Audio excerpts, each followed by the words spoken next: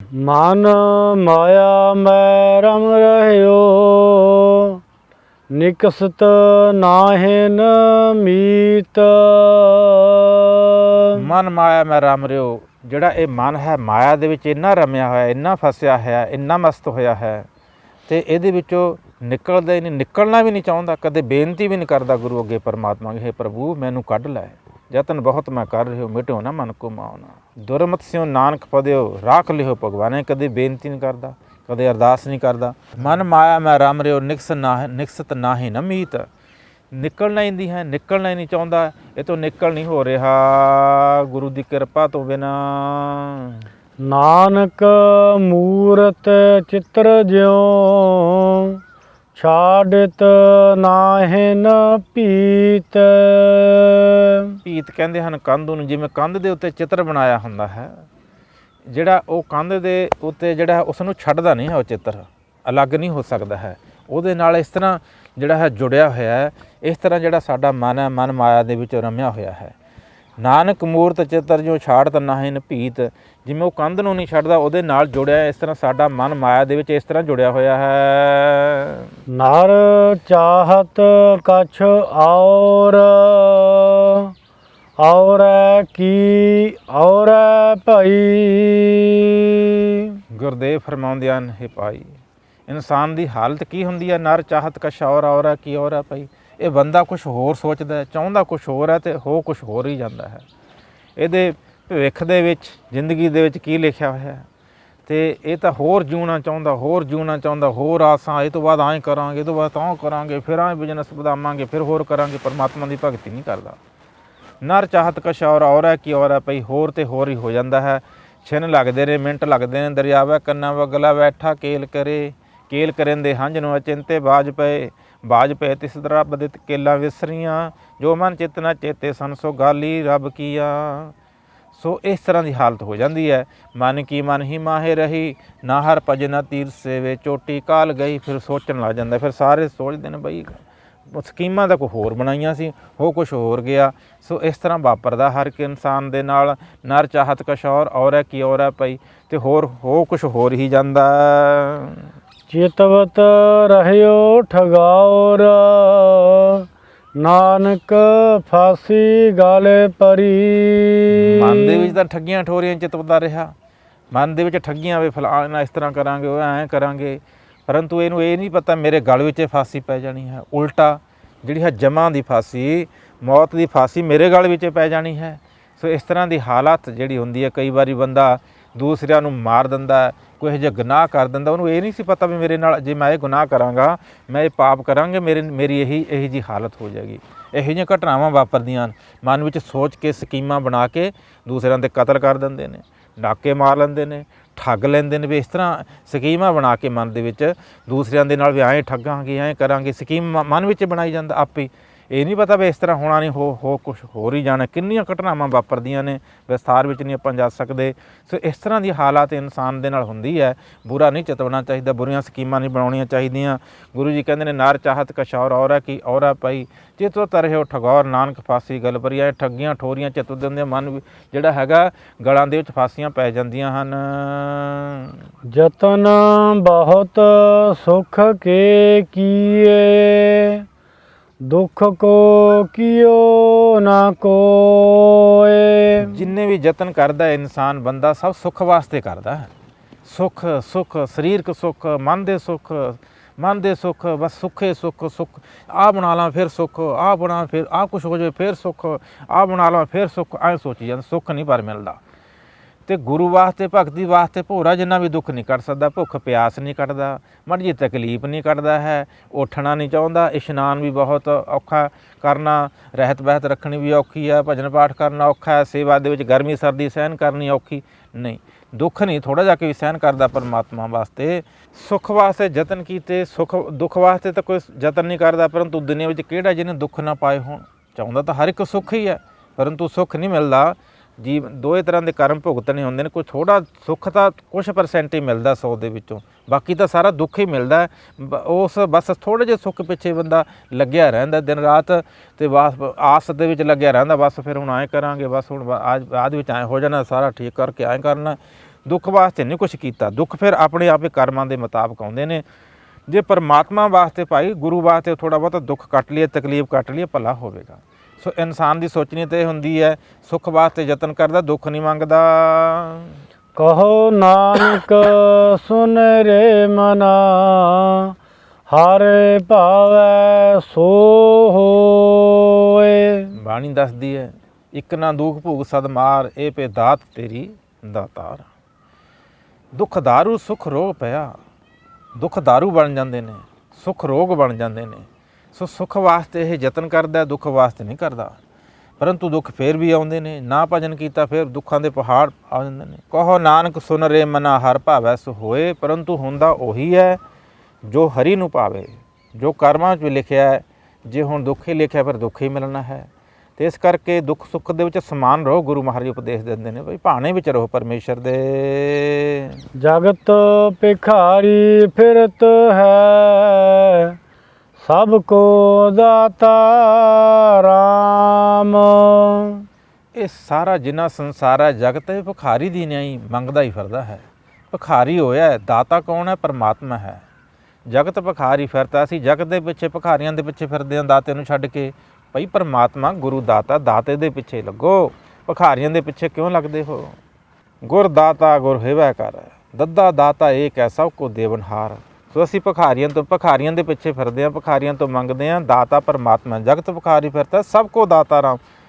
ਸਾਰਿਆਂ ਨੂੰ ਦਾਤਾਂ ਦੇਣ ਵਾਲਾ, ਜੀਵਨ ਦਾਨ ਦੇਣ ਵਾਲਾ, ਰੋਜ਼ੀ ਦੇਣ ਵਾਲਾ, ਇਹ ਜਨਮ ਦੇਣ ਵਾਲਾ, ਸਾਰੀਆਂ ਦਾਤਾਂ ਦੇਣ ਵਾਲਾ ਪਰਮੇਸ਼ਰ ਹੈ। ਕਹੋ ਨਾਨਕ ਮਨ ਸਿਮਰਤਿ, ਪੂਰਨ ਹੋਵੇ ਕਾਮ। ਗੁਰਦੇਵ ਆਪਣੇ ਮਨ ਦੇ ਪਰਥਾਈ ਕਹਿ ਕੇ ਸਾਨੂੰ ਕਲਯੁਗ ਜੀਵਨ ਨੂੰ ਉਪਦੇਸ਼ ਦਿੰਦੇ ਨੇ ਕਿ ਉਸ ਪਰਮਾਤਮਾ ਨੂੰ ਸਿਮਰੋ, ਪਰਮਾਤਮਾ ਦਾ ਨਾਮ ਜਪੋ। ਕਹੋ ਨਾਨਕ ਮਨ ਸਿਮਰਤਿ, ਪੂਰਨ ਹੋਵੇ ਕੰਮ। ਜੋ ਉਹ ਦਾਤਾ ਪਰਮੇਸ਼ਰ, ਉਹਨੂੰ ਸਿਮਰੋ, ਉਹਨੂੰ ਯਾਦ ਕਰੋ, ਉਹਦਾ ਭਜਨ ਕਰੋ, ਉਹਦੇ ਅੱਗੇ ਅਰਦਾਸ ਬੇਨਤੀ ਕਰੋ, ਉਹਦਾ ਓਟ ਆਸਰਾ ਲਿਓ। ਧਰ ਜੀ ਹਰੇਕ ਟੇਕ ਤੂੰ, ਲਾਹੇ ਵਡਾਨੀ ਆਸ। ਨਾਨਕ ਨਾਮ ਧਿਆਈ ਹੈ, ਕਾਰਜ ਆਵੈ ਰਸ। ਉਹ ਤੇ ਭਰੋਸਾ ਕਰ, ਉਹਦਾ ਨਾਮ ਜਪ। ਕਹੋ ਨਾਨਕ ਮਨ ਸਿਮਰਤਿ, ਪੂਰਨ ਹੋਵੇ ਕੰਮ। ਤੇਰੇ ਸਾਰੇ ਕੰਮ ਪੂਰੇ ਹੋ ਸਕਦੇ ਨੇ। ਲੋਕ ਪਰਲੋਕ ਦੇ ਪਰਮੇਸ਼ਰ ਕਾਰਜ ਸਵਾਰ ਸਕਦਾ ਹੈ। ਝੂਠੈ ਮਾਨ ਕਹਾਂ ਕਰੈ, ਜਗ ਸੁਪਨੇ ਜਿਉ ਜਾਨ। ਗੁਰਦੇਵ ਬਖਸ਼ਿਸ਼ ਕਰ ਰਹੇ ਨੇ, ਹੈ ਭਾਈ ਕਿਉਂ ਜਿਹੜਾ ਹੈ ਝੂਠਾ ਮਾਨ ਕਰਦੇ ਹੋ, ਝੂਠਾ ਹੀ ਹੰਕਾਰ ਕਰ ਧਾਰਨ ਕੀਤਾ ਹੈ। ਝੂਠਾ ਮਾਨ ਕਹਾਂ ਕਰੈ, ਜਗ ਸੁਪਨੇ ਜਿਉ ਜਾਨ। ਇਸ ਜਗਤ ਨੂੰ ਸੁਪਨੇ ਦੇ ਸਮਾਨ ਜਾਣ ਸਮਝੋ। ਜਿਵੇਂ ਸੁਪਨਾ ਝੂਠਾ ਹੁੰਦਾ ਹੈ, ਜਗ ਜੀਵਨ ਕੈਸਾ ਸੁਪਨੇ ਜੈਸਾ, ਜੀਵਨ ਸੁਪਨ ਸਮਾਨ। ਇਹ ਸੁਪਨੇ ਦੇ ਸਮਾਨ ਜੇ ਇਸ ਜਗਤ ਨੂੰ ਸਮਝੋ, ਇੱਕ ਝੂਠਾ ਹੈ। ਇਸ ਕਰਕੇ ਮਾਣ ਨਾ ਕਰੋ ਕਿਸੇ ਚੀਜ਼ ਦਾ।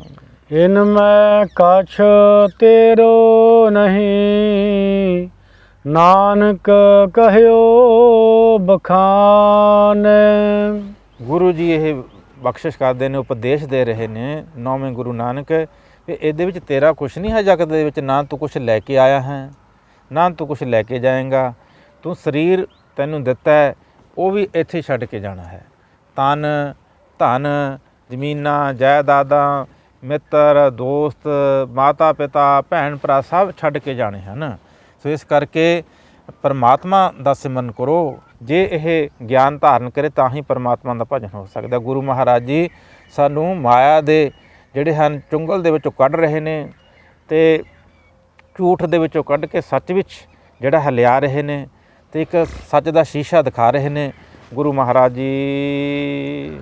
ਗਰਭ ਕਰਤ ਹੈ ਦੇਹ ਕੋ, ਬਿਨਸੈ ਛਿਨ ਮੈਂ ਮੀਤ। ਸਤਿਗੁਰੂ ਜੀ ਬਖਸ਼ੇ ਕਰ ਰਹੇ ਨੇ ਭਾਈ। ਦੇਖੋ, ਜਿਸ ਸਰੀਰ ਦਾ ਗਰਵ ਕਰਦਾ ਹੈ, ਹੰਕਾਰ ਕਰਦਾ ਹੈ ਆਪਣੇ ਸਰੀਰ ਦਾ, ਮੇਰਾ ਸਰੀਰ ਬਹੁਤ ਸੁੰਦਰ ਹੈ, ਬਿਊਟੀਫੁਲ ਹੈ, ਮੇਰੇ ਸਰੀਰ 'ਚ ਬੜੀ ਸ਼ਕਤੀ ਹੈ, ਤਾਕਤ ਹੈ, ਮੈਂ ਢਾ ਦੂੰ, ਮੈਂ ਪਹਾੜ ਢਾ ਦੂੰ, ਮੈਂ ਕਰ ਦੂੰ, ਮੈਂ ਫਲਾਣਾ ਕਰ ਦੂੰ। ਇਸ ਦੇਹ ਦਾ ਗਰਵ ਕਰਦਾ, ਹੰਕਾਰ ਕਰਦਾ। ਗਰਵ ਕਰਤਾ ਦੇਹ ਕੋ, ਵਿਨਸਾ ਛਿਨ ਮੈਂ ਮੀਤ।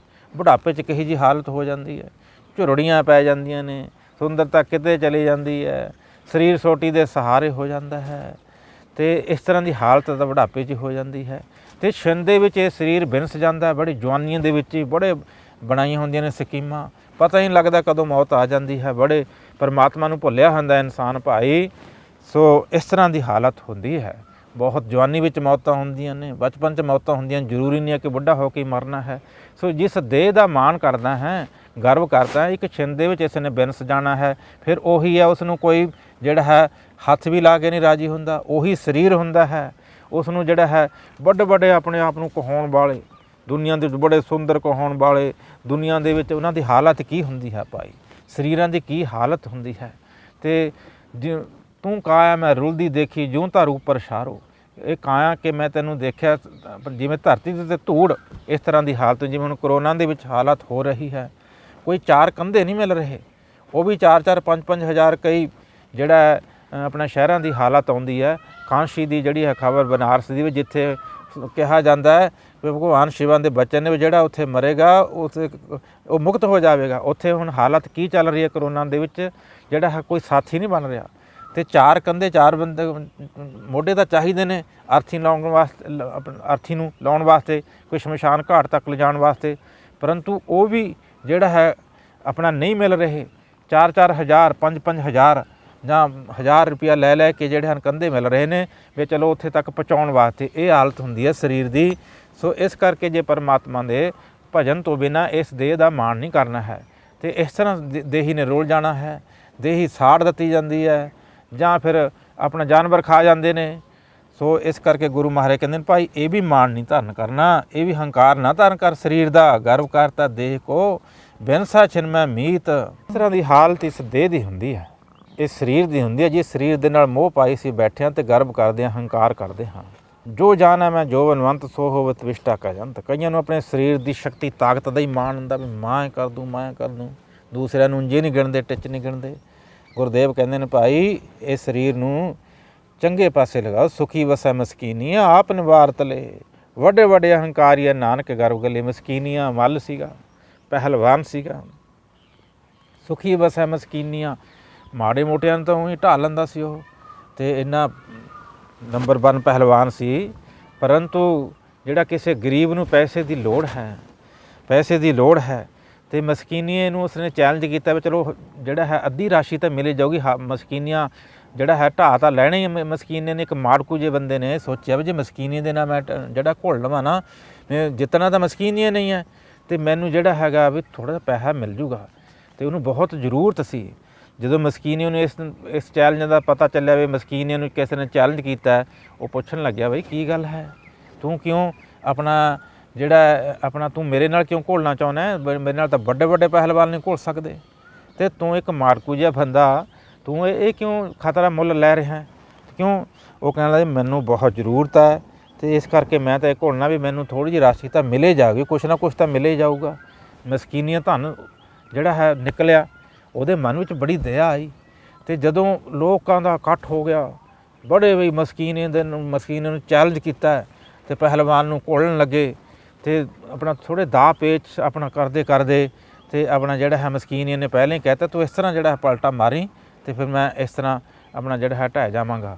ਅਤੇ ਆਪਣਾ ਮਸਕੀਨੀਆਂ ਉਹ ਮਾੜਕੂ ਜਦੋਂ ਜਿਹੜਾ ਹੈ ਢਹਿ ਗਿਆ, ਉਹਦੇ ਨਾਲ ਜਦੋਂ ਹੁਣ ਢਹਿ ਗਿਆ, ਫਿਰ ਲੋਕਾਂ ਦੇ ਵਿੱਚ ਹੋਣਾ ਤਾਂ ਸੀਗਾ ਵੀ ਦੇਖੋ ਐਡੇ ਵੱਡੇ ਪਹਿਲਵਾਨ ਨੂੰ ਢਾਹ ਲਿਆ, ਐਡੇ ਵੱਡੇ ਪਹਿਲਵਾਨ ਨੂੰ ਢਾਹ ਲਿਆ।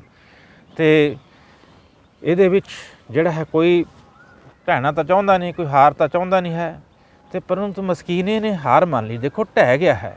ਗੁਰੂ ਮਹਾਰਾਜ ਗੁਰੂ ਅਰਜਨ ਦੇਵ ਜੀ ਨੇ ਇਹ ਜਿਹੜੀ ਵਾਰਤਾ ਸੁਖਮਨੀ ਸਾਹਿਬ ਵਿੱਚ ਦਰਜ ਕੀਤੀ ਹੈ। ਮਸਕੀਨੀਆਂ ਨੂੰ ਜਿਹੜਾ ਹੈ ਮਹਾਰਾਜ ਨੇ ਨਿਵਾਜ ਦਿੱਤਾ, ਬਖਸ਼ਿਸ਼ ਕਰ ਦਿੱਤੀ ਉਸ ਦੀ ਨਿਰਮਾਣਤਾ ਕਰਕੇ। ਦੇਖੋ ਉਹਨੇ ਉਸ ਗਰੀਬ 'ਤੇ ਤਰਸ ਕੀਤਾ। ਮਸਕੀਨੀਆਂ ਐਡਾ ਵੱਡਾ ਪਹਿਲਵਾਨ, ਐਡਾ ਵੱਡਾ ਨਾਂ, ਉਹਨੇ ਆਪਣੇ ਆਪ ਨੂੰ ਢਵਾ ਲਿਆ ਹੈ। ਅਤੇ ਸੁਖੀ ਵਸੈ ਮਸਕੀਨੀਆਂ, ਗੁਰੂ ਮਹਾਰਾਜ ਕਹਿੰਦੇ ਸੁਖੀ ਵਸਦਾ ਮਸਕੀਨੀਆਂ, ਸੁਖੀ ਵਸੇ ਜਿਹੜਾ ਜਿਹਨੇ ਇੰਨੀ ਦਇਆ ਕੀਤੀ। ਆਪ ਨਿਵਾਰ ਤਲੇ, ਆਪ ਨੀਵਾਂ ਹੋ ਗਿਆ ਹੈ, ਆਪ ਢਹਿ ਗਿਆ ਹੈ। ਵੱਡੇ ਵੱਡੇ ਹੰਕਾਰੀ ਨਾਨਕ ਗਰਵ ਗਲੇ ਨਹੀਂ ਤਾਂ ਜਿਨ੍ਹਾਂ ਨੇ ਹੰਕਾਰ ਧਾਰਨ ਕੀਤਾ, ਵੱਡੇ ਵੱਡੇ ਹੰਕਾਰੀ ਸੰਸਾਰ ਵਿੱਚ ਉਹ ਗਰਭ ਦੇ ਵਿੱਚ ਹੀ ਗਲ ਗਏ। ਪਰੰਤੂ ਹਾਰ ਚੱਲੇ ਗੁਰਮੁਖ ਜਗ ਜੀਤਾ। ਜਿਹੜੇ ਗੁਰਮੁਖ ਅਤੇ ਮਿੱਠਤ ਨੀਵੀਂ ਨਾਨਕਾ ਗੁਣ ਚੰਗਿਆਈਆਂ ਤਤ। ਮਸਕੀਨੀਆਂ ਨੇ ਜਿਹੜੀ ਹੈ ਨਿਮਰਤਾ, ਗਰੀਬੀ ਧਾਰਨ ਕੀਤੀ, ਢਹਿ ਗਿਆ। ਸੋ ਗੁਰੂ ਮਹਾਰਾਜ ਨੇ ਸੁਖਮਨੀ ਸਾਹਿਬ ਦੇ ਵਿੱਚ ਉਸ ਦਾ ਨਾਂ ਲਿਖਿਆ, ਕਿਰਪਾ ਕੀਤੀ, ਇਹ ਸ਼ਲੋਕ ਉਚਾਰਨ ਕੀਤਾ, ਸੁਖੀ ਵਸੈ ਮਸਕੀਨੀਆਂ ਆਪ ਨਿਵਾਰ ਤਲੇ, ਵੱਡੇ ਵੱਡੇ ਹੰਕਾਰੀਆ ਨਾਨਕ ਗਰ ਗੁਲੇ। ਸੋ ਇਸ ਕਰਕੇ ਮਹਾਰਾਜ ਕਹਿੰਦੇ ਭਾਈ ਇਹ ਦੇਹੀ ਦਾ ਜਿਹੜਾ ਮਾਣ ਨਾ ਕਰੋ, ਗਰਵ ਕਰਤਾ ਦੇਹ ਕੋ, ਬਿਨਸਾ ਛਿਨ ਮੈਂ ਮੀਤ, ਇੱਕ ਛਿਨ ਦੇ ਵਿੱਚ ਇਸ ਸਰੀਰ ਨੇ ਬਿਨਸ ਜਾਣਾ ਹੈ। ਜਿਹੇ ਪ੍ਰਾਨੀ ਹਰ ਜਸ ਕਹਿਓ, ਨਾਨਕ ਤੇ ਜਗ ਜੀਤ। ਜਿਸ ਨੇ ਇਸ ਸੰਸਾਰ ਦੇ ਵਿੱਚ, ਜਿਸ ਨੇ ਮਨੁੱਖਾ ਜਨਮ ਧਾਰ ਕੇ ਪ੍ਰਭੂ ਦਾ ਜਸ ਕੀਤਾ ਹੈ, ਪ੍ਰਭੂ ਦੀ ਭਗਤੀ ਕੀਤੀ ਹੈ, ਉਸ ਨੇ ਹੀ ਜਗਤ ਨੂੰ ਜਿੱਤ ਲਿਆ। ਜਿਵੇਂ ਗੁਰੂ ਨਾਨਕ ਪਾਤਸ਼ਾਹ ਨੇ ਜਪਜੀ ਸਾਹਿਬ 'ਚ ਫਰਮਾਨ ਕੀਤਾ, ਮਨ ਜੀਤੇ ਜਗਜੀਤ, ਮਨ ਨੂੰ ਜਿੱਤ ਲਿਆ, ਉਸਨੇ ਜਗਤ ਨੂੰ ਜਿੱਤ ਲਿਆ ਹੈ। ਜਿਸ ਨੇ ਹਰੀ ਦਾ ਜਸ ਕੀਤਾ ਉਹੀ ਜਗਤ ਦੇ ਵਿੱਚ ਇਹ ਮਨੁੱਖਾ ਜਨਮ ਦੀ ਬਾਜੀ ਜਿੱਤ ਕੇ ਗਿਆ। ਨਹੀਂ ਬਾਕੀ ਕੁਛ ਵੀ ਬੰਦਾ ਬਣ ਜੇ, ਸਭ ਹਾਰ ਕੇ ਜਾਂਦੇ ਨੇ ਬਾਜੀ, ਮਨੁੱਖਾ ਜਨਮ ਦੀ ਬਾਜੀ ਹਾਰ ਕੇ ਜਾਂਦੇ ਨੇ। ਇਹ ਬਾਜੀ ਹੈ, ਹਾਂ ਗੁਸਾਈਂ ਦਾ ਪਹਿਲਵਾਨੜਾ, ਮੈਂ ਗੁਰਮਿਲ ਉੱਚ ਦਮਾਲੜਾ। ਅਤੇ ਇੱਥੇ ਹਰ ਬੰਦਾ ਇਨਸਾਨ ਪਹਿਲਵਾਨ ਨਹੀਂ ਹੈ, ਮਨ ਦੇ ਨਾਲ ਜੰਗ ਹੈ, ਕਾਮ ਕ੍ਰੋਧ ਲੋਭ ਮੋਹ ਹੰਕਾਰ ਦੇ ਨਾਲ ਜੰਗ ਹੈ। ਇੱਕ ਪਾਸੇ ਆਸਰੀ ਸੰਪਰਦਾ ਹੈ, ਇਹ ਆਸਰੀ ਸੰਪਰਦਾ ਬੁਰਿਆਈ ਹੈ, ਦੂਸਰੇ ਪਾਸੇ ਚੰਗਿਆਈ ਹੈ, ਚੰਗਿਆਈ ਅਤੇ ਬੁਰਿਆਈ ਦੀ ਲੜਾਈ ਹੈ। ਅਤੇ ਅੰਤਸ਼ ਕਰਨਾ ਜਿਹੜਾ ਹਿਰਦਾ, ਇਹ ਮੈਦਾਨ ਜੰਗ ਬਣਿਆ ਹੋਇਆ। ਇਹਦੇ ਵਿੱਚ ਜਿਹੜਾ ਨੇ ਤਾਂ ਆਪਣਾ ਚੰਗੇ ਗੁਣ ਧਾਰਨ ਕੀਤੇ ਸੇਵਾ ਸੇਵਨ ਕਰਕੇ, ਉਹ ਮਨ ਜਿੱਤ ਜਾਂਦਾ, ਚੰਗਾ ਮਨ ਜਿੱਤ ਜਾਂਦਾ, ਬੁਰਾ ਮਨ ਬੁਰਿਆਈ ਹਾਰ ਜਾਂਦੀ ਹੈ। ਅਤੇ ਜਿਸ ਨੇ ਆਪਣਾ ਕੋਈ ਚੰਗੇ ਗੁਣਾਂ ਨੂੰ ਸ਼ਕਤੀ ਨਾ ਦਿੱਤੀ, ਚੰਗੇ ਮਨ ਨੂੰ ਤਾਕਤ ਨਾ ਦਿੱਤੀ, ਬੁਰਿਆਈ ਜਿੱਤ ਗਈ, ਅਤੇ ਬੁਰਿਆਈ ਜਿਹੜਾ ਹੈਗਾ ਬੁਰਾ ਮਨ ਉਹਦੇ ਉੱਤੇ ਜਿਹੜਾ ਹਾਵੀ ਹੋ ਗਿਆ, ਉਸ ਨੇ ਹਾਰ ਮੰਨ ਲਈ ਵੀ ਨਹੀਂ ਮੈਂ ਨਹੀਂ ਕਰ ਸਕਦਾ, ਮੈਂ ਭਗਤੀ ਸੇਵਾ ਸੇਵਨ ਕਰ ਨਹੀਂ ਸਕਦਾ। ਨਸ਼ਿਆਂ 'ਚ ਹਾਰ ਮੰਨ ਲਈ, ਵਿਸ਼ਿਆਂ 'ਚ ਹਾਰ ਮੰਨ ਲਈ, ਬਕਾਰਾਂ 'ਚ ਹਾਰ ਮੰਨ ਲਈ। ਜਿੰਨਾ ਚਿਰ ਹਾਰ ਨਹੀਂ ਮੰਨਦਾ, ਜਿੰਨਾ ਚਿਰ ਹਾਰ ਨਹੀਂ ਮੰਨਦਾ ਉਨਾ ਚਿਰ ਉਸ ਦੀ ਜਿਹੜੀ ਹੈਗੀ ਹੈ ਹਾਰ ਨਹੀਂ ਮੰਨੀ ਜਾਂਦੀ। ਸੋ ਇਸ ਕਰਕੇ ਅਸੀਂ ਹਾਰ ਨਹੀਂ ਮੰਨਣੀ ਹੈ। ਖਾਲਸਾ ਕਦੇ ਹਾਰ ਨਹੀਂ ਮੰਨਦਾ ਹੈ ਅਤੇ ਧਰਮ ਯੁੱਧ ਕਰਦਾ ਹੈ, ਬੁਰਿਆਈ ਨਾਲ ਲੜਦਾ ਹੈ, ਜ਼ੁਲਮ ਤੇ ਵਿਰੁੱਧ ਲੜਦਾ ਹੈ। ਇਸੇ ਤਰ੍ਹਾਂ ਹੀ ਸਾਡੇ ਅੰਤਸਕਰਨ ਦੇ ਵਿੱਚ ਜਿਹੜੀ ਇਹ ਲੜਾਈ ਹੁੰਦੀ ਹੈ ਚੰਗਿਆਈ ਤੇ ਬੁਰਿਆਈ ਦੀ। ਇਸ ਕਰਕੇ ਇਹਦੇ ਵਿੱਚ ਇਹ ਹਾਰ ਨਹੀਂ ਮੰਨ ਕੇ ਬੈਠਣਾ ਵੀ ਤਾਂ ਮੇਰੇ ਤੋਂ ਉੱਠਿਆ ਨਹੀਂ ਗਿਆ ਤਾਂ ਮੈਂ ਕੱਲ੍ਹ ਨੂੰ ਵੀ ਕੋਸ਼ਿਸ਼ ਨਹੀਂ ਕਰਨੀ। ਨਹੀਂ, 2-4 ਦਿਨ ਅਸੀਂ ਕੋਸ਼ਿਸ਼ ਕੀਤੀ, ਚੰਗੇ ਕੰਮਾਂ ਵਾਸਤੇ ਕੋਸ਼ਿਸ਼ ਕੀਤੀ, ਭਗਤੀ ਵਾਸਤੇ ਕੋਸ਼ਿਸ਼ ਕੀਤੀ, ਨਹੀਂ ਮਨ ਤੋਂ ਹਾਰ ਮੰਨ ਗਿਆ। ਜਿਹੜਾ ਹਾਰ ਹੀ ਮੰਨ ਗਿਆ ਫਿਰ ਉਹ ਸਿੱਖ ਕਾਹਦਾ ਰਹਿ ਗਿਆ, ਉਹ ਖਾਲਸਾ ਕਾਹਦਾ ਰਹਿ ਗਿਆ, ਭਗਤ ਰਹਿ ਗਿਆ। ਇਸ ਕਰਕੇ ਅੰਤਮ ਸਮੇਂ ਤੱਕ ਲੜਦੇ ਰਹਿਣਾ ਹੈ, ਹਿੰਮਤ ਰੱਖਣੀ ਹੈ ਅਤੇ ਚੰਗੇ ਕੰਮਾਂ ਵਾਸਤੇ, ਭਜਨ ਪਾਠ ਵਾਸਤੇ ਜਿਹੜਾ ਹੈ ਹਿੰਮਤ ਰੱਖਣੀ ਹੈ, ਹਾਰ ਨਹੀਂ ਮੰਨਣੀ ਹੈ। ਜੇ ਮੰਨ ਕੇ ਤੇ ਹਾਵੀ ਹੋ ਵੀ ਗਿਆ ਹੈ, ਜੇ ਕਿਤੇ ਆਪਣਾ ਜਿਹੜਾ ਹੈਗਾ ਕਾਮ ਕ੍ਰੋਧ ਲੋਭ ਮੋਹ ਹੰਕਾਰ ਕਿਤੇ ਇਹਦੇ ਉੱਤੇ ਹਾਵੀ ਹੋ ਵੀ ਗਏ ਨੇ ਤਾਂ ਕੋਸ਼ਿਸ਼ ਨਹੀਂ ਛੱਡਣੀ ਹੈ। ਗੁਰੂ 'ਤੇ ਭਰੋਸਾ ਰੱਖਣਾ ਹੈ, ਆਪਣੇ ਆਪ 'ਤੇ ਨਹੀਂ ਭਰੋਸਾ, ਗੁਰੂ 'ਤੇ ਤਾਂ ਭਰੋਸਾ ਰੱਖਣਾ, ਗੁਰੂ ਦੇ ਸ਼ਬਦ 'ਤੇ ਭਰੋਸਾ ਰੱਖਣਾ। ਕਾਢ ਖੜਗ ਗੁਰ ਗਿਆਨ ਕਰਾਰਾ, ਵੀ ਕਿ ਛੇਦ ਛੇਦ ਰਸ ਪੀਜਾ ਰੇ। ਗੁਰੂ ਦੇ ਗਿਆਨ ਰੂਪੀ ਤਲਵਾਰ ਲੈ ਕੇ ਇਸ ਮਨ ਨੂੰ ਕੱਟਣਾ ਹੈ, ਲੜਨਾ ਹੈ ਇਸ ਦੇ ਨਾਲ। ਖਾਲਸਾ ਸੋ ਜੋ ਚੜ੍ਹੇ ਤਰੰਗ, ਖਾਲਸਾ ਸੋ ਜੋ ਕਰੇ ਨਿਤ ਜੰਗ। ਇਹ ਖਾਲਸਾ ਉਹ ਹੈ ਜਿਹੜਾ ਘੋੜੇ 'ਤੇ ਚੜ੍ਹਦਾ ਹੈ ਅਤੇ ਸ਼ਸਤਰਧਾਰੀ ਹੁੰਦਾ ਹੈ। ਇਸੇ ਤਰ੍ਹਾਂ ਖਾਲਸਾ ਮਨ ਰੂਪੀ ਘੋੜੇ 'ਤੇ ਜਿਹੜਾ ਹੈ ਚੜ੍ਹਦਾ ਹੈ, ਬੁਰਿਆਈ ਦੇ ਨਾਲ ਜੰਗ ਕਰਦਾ ਹੈ। ਸੋ ਖਾਲਸਾ ਜਿਹੜਾ ਹੈ ਇਹ ਨਹੀਂ ਵੀ ਘੋੜਿਆਂ ਨੂੰ ਲਗਾਮ ਦੇਣਾ ਜਾਣਦਾ, ਮਨ ਨੂੰ ਵੀ ਲਗਾਮ ਦੇਣਾ ਜਾਣਦਾ। ਉਹ ਆਪਣਾ ਮਨ ਦੀਆਂ ਵਾਗਾਂ ਜਿਹੜੀਆਂ ਉਸ ਆਪਣੇ ਹੱਥ ਵਿੱਚ ਹੁੰਦੀਆਂ ਹਨ, ਆਪਣੀ ਮਰਜ਼ੀ ਦੇ ਨਾਲ ਮਨ ਨੂੰ ਨਹੀਂ ਚੱਲਣ ਦਿੰਦਾ, ਜਗਤ ਦੇ ਮੁਤਾਬਕ ਨਹੀਂ ਚੱਲਦਾ, ਤਾਂ ਸਵਾਸ ਆਪਣੇ ਕਾਬੂ ਵਿੱਚ ਰੱਖਦਾ ਹੈ। ਸਵਾਸ ਕਾਬੂ ਸਿਮਰਨ ਇੰਨਾ ਕਰਦਾ ਹੈ, ਗੁਰੂ ਦੀ ਕਿਰਪਾ ਦਾ ਪਾਤਰ ਬਣਦਾ ਹੈ ਅਤੇ ਮਨ ਨੂੰ ਪਕੜਦਾ ਹੈ, ਸਵਾਸਾਂ ਨੂੰ ਪਕੜਦਾ ਹੈ, ਸਵਾਸਾਂ ਦੀ ਵਧਾਣੀ ਚਲਾਉਂਦਾ ਹੈ। ਅਤੇ ਮਨ ਆਪਣੀ ਮਰਜ਼ੀ ਨਾਲ ਨਹੀਂ ਜਿਹੜਾ ਹੈ ਚੱਲ ਸਕਦਾ, ਜਾਂ ਵਿਸ਼ੇ ਵਿਕਾਰ 'ਤੇ ਹਾਵੀ ਨਹੀਂ ਹੋ ਸਕਦੇ। ਇੱਛਾਵਾਂ ਦਾ ਉਹ ਗੁਲਾਮ ਨਹੀਂ ਹੁੰਦਾ, ਮਨ ਦਾ ਉਹ ਗੁਲਾਮ ਨਹੀਂ ਹੁੰਦਾ, ਕਾਮ ਕ੍ਰੋਧ ਲੋਭ ਮੋਹ ਹੰਕਾਰ ਦਾ ਗੁਲਾਮ ਨਹੀਂ ਹੁੰਦਾ, ਅਤੇ ਆਪਣੇ ਵਸ ਵਿੱਚ ਰੱਖਦਾ, ਆਪਣੇ ਕਾਬੂ ਵਿੱਚ ਰੱਖਦਾ ਹੈ, ਜਿਵੇਂ ਸਤਿਗੁਰ ਸੱਚੇ ਪਾਤਸ਼ਾਹ ਦੇ ਵਸ ਵਿੱਚ ਨੇ। ਇਸ ਤਰ੍ਹਾਂ ਜਿਹੜਾ ਹੈ ਗੁਰੂ ਦਾ ਖਾਲਸਾ, ਗੁਰੂ ਦਾ ਸਿੱਖ, ਗੁਰੂ ਦਾ ਫਕੀਰ, ਗੁਰੂ ਦਾ ਮਰੀਦ ਵੀ ਜਿਹੜਾ ਹੈ ਹਾਰ ਨਹੀਂ ਮੰਨਦਾ ਅਤੇ ਇਹਨੂੰ ਜਿਹੜਾ ਹੈ ਵਸ ਵਿੱਚ ਜਿਹੜਾ ਹੈ ਕਰਕੇ ਰੱਖਦਾ ਹੈ। ਸੋ ਗੁਰੂ ਮਹਾਰਾਜ ਜੀ ਐਸਾ ਉਪਦੇਸ਼ ਦਿੰਦੇ ਹਨ ਕਿ ਉਹਨਾਂ ਨੇ ਹੀ ਜੱਗ ਨੂੰ ਜਿੱਤਿਆ ਹੈ। ਮਨ ਜੀਤੇ ਜਗ ਜੀਤ। ਜੇ ਦੁਨੀਆ ਜਿੱਤ ਲਈ ਆਪਣਾ ਬਾਦਸ਼ਾਹ ਸਿਕੰਦਰ ਵਾਂਗੂ ਮਨ ਤੋਂ ਹਾਰ ਮੰਨ ਗਏ, ਫਿਰ ਉਹਨਾਂ ਦੀ ਦੁਨੀਆ ਜਿੱਤੀ ਕਿਸੇ ਕੰਮ ਨਹੀਂ ਹੈ। ਜਿਵੇਂ ਉਸ ਦੇ ਗੁਰੂ ਅਰਸਤੂ ਨੇ ਕਿਹਾ ਸੀ, ਤੇਰਾ ਸੰਸਾਰ ਜਿੱਤਿਆ ਵਿਅਰਥ ਹੈ ਜੇ ਤੂੰ ਆਪਣੇ ਮਨ 'ਤੇ ਕਾਬੂ ਨਾ ਪਾ ਸਕਿਆ, ਜੇ ਤੂੰ ਆਪਣੇ ਮਨ ਨੂੰ ਜਿੱਤ ਨਾ ਸਕਿਆ, ਅਤੇ ਇਹੀ ਸਭ ਨਾਲੋਂ ਵੱਡਾ ਦੁਸ਼ਮਣ ਹੈ। ਮਨ ਰਿਪ ਜੀਤਾ ਸਭ ਰਿਪ ਜੀਤੇ। ਜੇ ਮਨ ਰੂਪੀ ਦੁਸ਼ਮਣ ਜਿਉਂਦਾ ਤਾਂ ਸਾਰੇ ਦੁਸ਼ਮਣ ਕਾਮ ਕ੍ਰੋਧ ਲੋਭ ਹੰਕਾਰ ਜਿਉਂਦੇ ਨੇ। ਬਾਹਰ ਦਿਆਂ ਨੂੰ ਜਿਹੜਾ ਹੈਗਾ ਨੇਰੇ ਦੁਸ਼ਮਣ ਜਿਹੜੇ ਬਾਹਰ ਦੇ ਨੂੰ ਇੰਨੇ ਖਤਰਨਾਕ ਨਹੀਂ ਹਨ, ਜਿਹੜੇ ਕਾਮ ਕ੍ਰੋਧ ਲੋਭ ਹੰਕਾਰ ਮਨ ਰੂਪੀ ਦੁਸ਼ਮਣ ਜਿਹੜਾ ਖਤਰਨਾਕ ਹੈ, ਜਿਹੜੇ ਸਾਡੇ ਜੀਵਨ ਨੂੰ ਬਰਬਾਦ ਕਰ ਦਿੰਦੇ ਨੇ। ਬਾਹਰਲੇ ਦੁਸ਼ਮਣਾਂ ਤੋਂ ਅਸੀਂ ਸਾਵਧਾਨ ਰਹਿੰਦੇ ਹਾਂ। ਇਹ ਸਾਡੇ ਜਿਹੜੇ ਹਨ ਅੰਦਰਲੇ ਜਿਹੜੇ ਹਨ ਦੁਸ਼ਮਣ ਹਨ, ਅਤੇ ਇਹਨਾਂ ਤੋਂ ਅਸੀਂ ਜਿਹੜਾ ਹੈਗਾ ਬਚਣਾ ਹੈ। ਸੋ ਇਸ ਕਰਕੇ ਅਸੀਂ ਜਿਹੜਾ ਹੈਗਾ ਇਸ ਦੁਸ਼ਮਣ ਤੋਂ ਸਾਵਧਾਨ ਰਹਿਣਾ ਹੈ, ਸੰਗਤ ਬਾਣੀ ਦੇ ਨਾਲ ਜੁੜੇ ਰਹਿਣਾ ਹੈ। ਮਨ ਦੇ ਵਾਰਾਂ ਤੋਂ ਬਚਣਾ ਹੈ, ਕਾਮ ਕ੍ਰੋਧ ਲੋਭ ਮੋਹ ਹੰਕਾਰ ਦੇ ਵਾਰਾਂ ਤੋਂ ਬਚਣਾ ਹੈ ਕਿ ਇਹ ਸਾਡੇ ਤੇ ਕਿਵੇਂ ਵਾਰ ਕਰਦੇ ਨੇ, ਮਨ ਕਿਵੇਂ ਵਾਰ ਕਰਦਾ ਹੈ, ਕਿ ਅੰਮ੍ਰਿਤ ਵੇਲੇ ਉੱਠਣ ਤੋਂ ਕਿਵੇਂ ਰੋਕਦਾ ਹੈ, ਭਜਨ ਪਾਠ ਕਰਨ ਤੋਂ ਕਿਵੇਂ ਰੋਕਦਾ ਹੈ, ਸੇਵਾ ਸਿਮਰਨ ਤੋਂ ਕਿਵੇਂ ਰੋਕਦਾ ਹੈ, ਕਿਸ ਤਰ੍ਹਾਂ ਦੀਆਂ ਇਹ ਉਕਤੀਆਂ ਜੁਗਤੀਆਂ ਮਨ ਜਿਹੜਾ ਵਰਤਦਾ ਹੈ। ਇਹਨਾਂ ਤੋਂ ਜਿਹੜਾ ਹੈਗਾ ਇੱਕ ਨਾਮ ਅਭਿਆਸੀ ਨੇ, ਗੁਰੂ ਦੇ ਸੇਵਕ ਨੇ ਸਾਵਧਾਨ ਹੋਣਾ ਹੈ ਅਤੇ ਉਹ ਗੁਰੂ ਦੀਆਂ ਬਖਸ਼ੀਆਂ ਜੁਗਤੀਆਂ ਢੰਗ ਤਰੀਕਿਆਂ ਦੁਆਰਾ ਜਿਹੜਾ ਮਨ ਨੂੰ ਕਾਬੂ ਕਰ ਲੈਣਾ ਹੈ। ਮੰਨ ਲਓ ਚੇ ਬੁਰਾਈਆਂ ਗੁਰ ਸ਼ਬਦ ਇਹ ਮਨ ਹੋੜੀ ਹੈ, ਸਹਿਜੇ ਸਹਿਜੇ ਲੱਗੇ ਰਹਿਣਾ, ਹਾਰ ਮੰਨਣੀ ਨਹੀਂ ਹੈ। ਅਤੇ ਇਸ ਕਰਕੇ ਗੁਰੂ ਮਹਾਰਾਜ ਜੀ ਕਹਿੰਦੇ ਹਨ, ਜਿਨ੍ਹਾਂ ਨੇ ਮਨ ਨੂੰ ਜਿੱਤਿਆ ਉਹਨਾਂ ਨੇ ਜੱਗ ਨੂੰ ਜਿੱਤਿਆ ਹੈ, ਜਿਨ੍ਹਾਂ ਨੇ ਹਰੀ ਦਾ ਜਸ ਕੀਤਾ, ਹਰੀ ਦੀ ਭਗਤੀ ਕੀਤੀ, ਉਹਨਾਂ ਨੇ ਹੀ ਜਗਤ ਨੂੰ ਜਿੱਤਿਆ ਹੈ। ਮਨ ਜੀਤੇ ਜਗ ਜੀਤ, ਨਹੀਂ ਤਾਂ ਕੋਈ ਵੀ ਦੁਨੀਆ ਦੇ ਜਿੱਤ ਕੇ ਨਹੀਂ ਗਿਆ। ਬਾਦਸ਼ਾਹ ਸਿਕੰਦਰ ਵਰਗੇ ਵੀ ਰੋਂਦੇ ਗਏ, ਹੋਰ ਕਿੰਨਿਆਂ ਨੇ ਸੁਪਨੇ ਲਏ ਜਗਤ ਨੂੰ ਜਿੱਤਣ ਦੇ, ਵਰਲਡ ਜੇਤੂ ਖਮਾਉਣ ਦੇ, ਅਤੇ ਪਰੰਤੂ ਜੀਵਨ ਦੀ ਬਾਜੀ ਹਾਰ ਗਏ ਉਹ। ਸੋ ਰੱਬ ਦੇ ਪਿਆਰੇ ਨੇ ਜਿਹੜੇ ਜੀਵਨ ਦੀ ਬਾਜੀ ਜਿਹੜਾ ਜਿੱਤ ਕੇ ਜਾਂਦੇ ਨੇ, ਹਾਰ ਕੇ ਨਹੀਂ ਜਾਂਦੇ। ਜੇ ਅਸੀਂ ਜਨਮ ਨੂੰ ਇਸ ਤਰ੍ਹਾਂ ਗਵਾ ਲਿਆ, ਮਨ ਤੋਂ ਹਾਰ ਮੰਨ ਗਏ, ਬੁਰਿਆਂ ਕੰਮਾਂ 'ਚ ਪੈ ਗਏ ਅਤੇ ਸੰਗਤ ਵਿੱਚ ਪੈ ਗਏ, ਬਹੁਤ ਸਾਰੇ ਗੁਰੂ ਵਾਲੇ ਬਣ ਕੇ ਜਿਹੜੇ ਨੇ ਹਾਰ ਮੰਨ ਕੇ ਸਭ ਕਕਾਰ ਲਾ ਦਿੰਦੇ ਨੇ ਅਤੇ ਆਪਣਾ ਜਿਹੜਾ ਹੈ ਕੇਸਾਂ ਤੱਕ ਕਤਲ ਕਰਵਾਈ ਫਿਰਦੇ ਨੇ, ਬੁਰਾਈ ਵਿੱਚ ਪੈ ਜਾਂਦੇ ਨੇ, ਸੰਗਤ ਵਿੱਚ ਪੈ ਗਏ, ਉਹ ਹਾਰੇ ਹੋਏ ਲੋਕ ਨੇ, ਉਹ ਬੇਮੁਖ ਹੋਏ ਹੋਏ ਲੋਕ ਨੇ। ਸੋ ਇਸ ਕਰਕੇ ਉਹਨਾਂ ਦੀ ਹਾਲਤ ਕੀ ਹੋਵੇਗੀ ਅੱਗੇ, ਉਹ ਬਾਣੀ ਦੇ ਵਿੱਚ ਸਾਰਾ ਕੁਝ ਦਰਜ ਹੈ। ਸੋ ਇਸ ਕਰਕੇ ਅਸੀਂ ਇਹੋ ਜਿਹੇ ਨਹੀਂ ਬਣਨਾ ਹੈ।